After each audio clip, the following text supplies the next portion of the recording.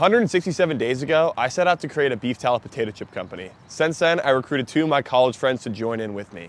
Here's how it's going. Our friends absolutely loved the first few batches of chips we made for them, but it took us hours and hours to make them and we only had a few pounds of chips to show for it. It was pretty obvious that we had to improve our production capabilities because a couple of pounds of chips per hour wasn't gonna cut it. With our small kitchen setup, we had a really labor-intensive process and only one big pot to fry chips in. With this layout, we could only make about 2 to 3 pounds of chips per hour. But to fulfill the demand we're expecting, we're gonna need to produce a hell of a lot more than that. Realistically, we had 2 options.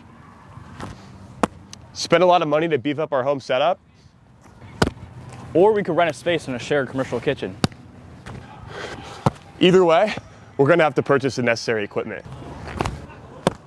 Because there aren't any shared commercial kitchens that specialize in potato chip production. While it's gonna be difficult, we were leaning towards using a shared commercial kitchen because there's more space for us to work with. And we wouldn't mess up our apartments. Regardless, we had to create a system that maximizes productivity because the process of making chips by hand has a lot of bottlenecks. In the meantime, we started dialing in on our recipes. And every couple nights, we make test batches at home, trying to perfect our seasoning ratios. And it's a good thing we did because our initial estimates were way off. This thing is all After a couple weeks, we had blends we were really proud of, so we spent an afternoon making a huge batch of chips. We gave them to a bunch of our friends for honest reviews. Our friends loved our refined flavors even more, so we wanted to make sure they're just as good when they're in your hands. Now with this in mind, our next challenge was to maintain the flavors our friends love at a much larger scale.